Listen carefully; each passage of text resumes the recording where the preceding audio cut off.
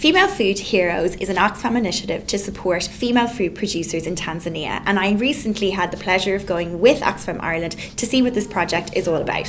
When I was in Tanzania, I got to meet 15 women participating in the Female Food Heroes project. I learned about the challenges they face in their day-to-day lives and the things that they enjoy about being a female farmer. Female Food Heroes has developed into a reality programme broadcast in Tanzania, and thousands of women enter to take part in this competition, but only 15 end up in the final programme, and one winner ends up winning a cash prize which they can use to further develop their farm. Most of the women I met said that if they won, they would buy a tractor. And I thought this was very inspiring because not one woman mentioned anything materialistic about what they would use the money for. The idea was to get a piece of machinery that their entire village could use to support themselves and their businesses. I definitely developed a special bond with Betty, who was an amazing female farmer. She had also worked in a university as a soil analyst, so she had an awful lot of knowledge about agriculture, but she was so articulate in what her challenges are as a female food producer. One being is logistics and being able to get seeds and crops ready on time, and a lot of that has to do with problems with infrastructure. I think Female Food Heroes is definitely a very positive platform for women to escalate and amplify any issues that they have relating to agriculture and being a food producer. But also I think in effect it can become a lobbying platform to be able to get in front of the policy makers and decision makers at a government level to really try and affect change in Tanzania.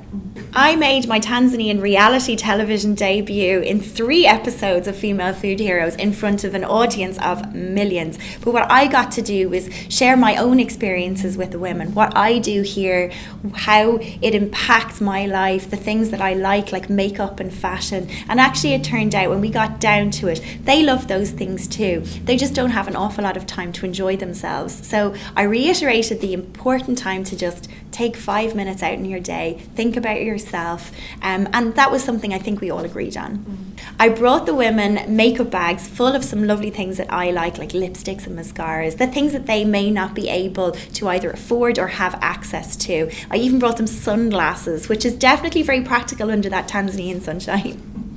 I think we had a lot of similarities in women who work for themselves. We are all entrepreneurs in many different ways, just in 2 different industries. And the challenge is being able to have a bit of downtime to spend time with your family and look after yourself.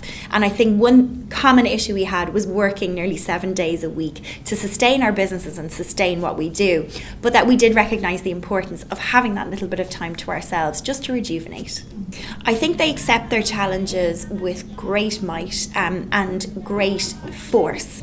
They're fierce women to behold, that's for sure, and they're very, very determined. And one thing that I was very surprised about is how many people they have depending on them, not just their immediate family, but local orphans in the town who don't have anybody to look after them, and they've taken them in to make sure that they're getting a proper life, they're getting fed. The thing is, this is normal for them, and they've accepted that challenge, with open arms, which is very, very inspiring. I learned from the women specifically on the Female Food Heroes project to be content with what you have. They have very, very little, and they were some of the happiest people and most positive people I've ever been around. They definitely don't take their lives too seriously. There was a lot of laughter and a lot of happiness on that project. And I think that's something I've definitely taken from them, is to be content and be satisfied with what I have, but also to work hard, and what you put in is what you get out for sure. But from Tanzania in general, they are a very, very relaxing, chilled out group of people, and I certainly hope that that has rubbed off on me.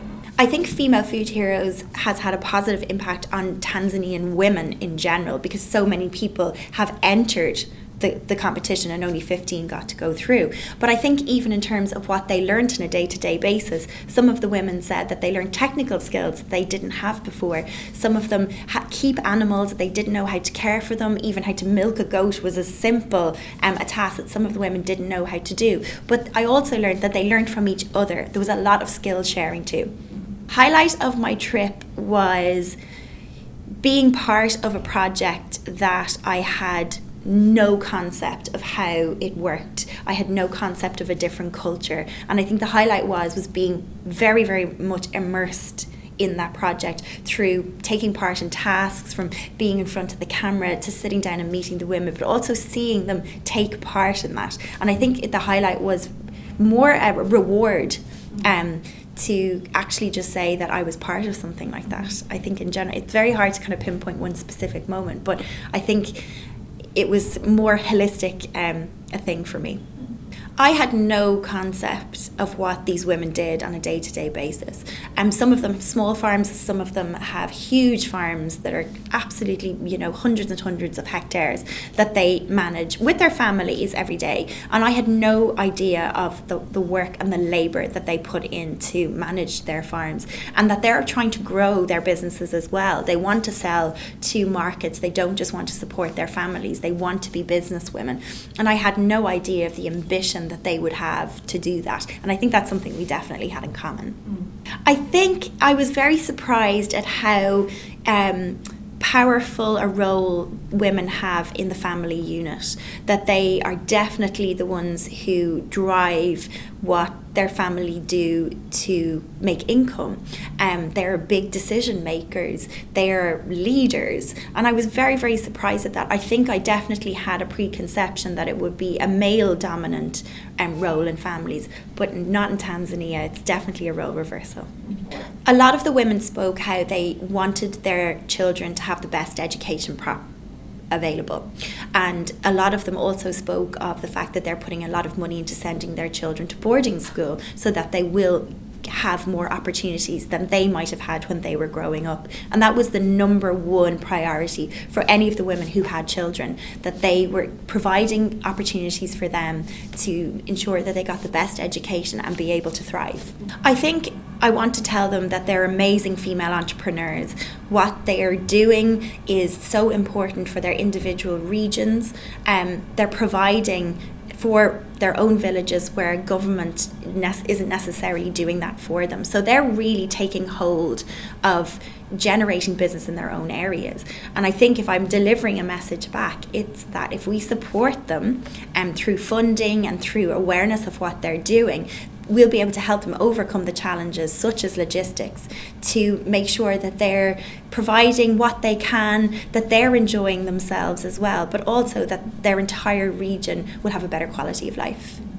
People in Ireland should support female food heroes because they will indirectly and directly help sustain a whole region, a whole town, where we will be able to assist these female food producers in overcoming the logistic problems that they have so that they can have a livelihood and a good quality of life.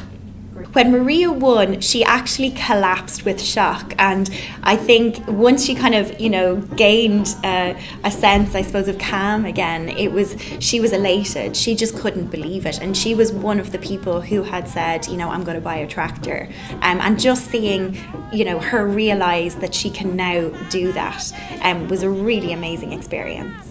The women reacted so positively and so supportively when she won. I think they definitely built a really lovely camaraderie and relationship over the course of filming Female Food Heroes, that they felt nothing but joy for whoever was going to win. And that was very inspiring to see.